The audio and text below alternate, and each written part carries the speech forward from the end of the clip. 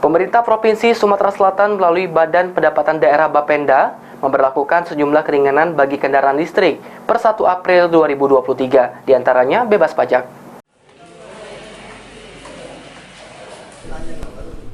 Mendukung pengembangan kendaraan berbasis listrik di tanah air, pihak pemerintah Provinsi Sumatera Selatan melalui Badan Pendapatan Daerah Bapenda memberlakukan sejumlah keringanan bagi kendaraan listrik per 1 April 2023.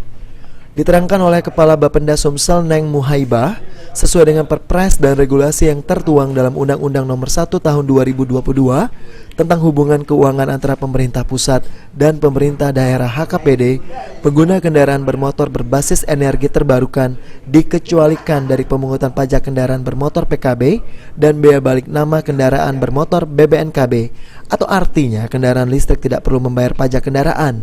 Meski begitu, belum diketahui apakah kebijakan tersebut hanya diberlakukan untuk tahun pertama kepemilikan kendaraan listrik atau untuk seterusnya, mengingat pemerintah Provinsi Sumatera Selatan akan mengikuti kebijakan yang dilakukan oleh pemerintah pusat.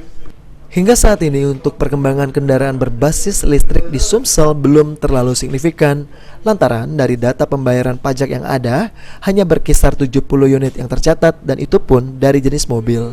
Hitungan puluhan, 70 sekian kendaraan listrik, kendaraan mobil. Tahun pertama aja Bu, atau seterusnya? Itu kebijakan pemerintah pusat, kami tidak bisa prediksi apakah seterusnya atau hanya di tahun pertama, tidak bisa. Ini yang jelas sekarang ada impres, ada perpres, kemudian ada edaran menteri untuk mengenolkan.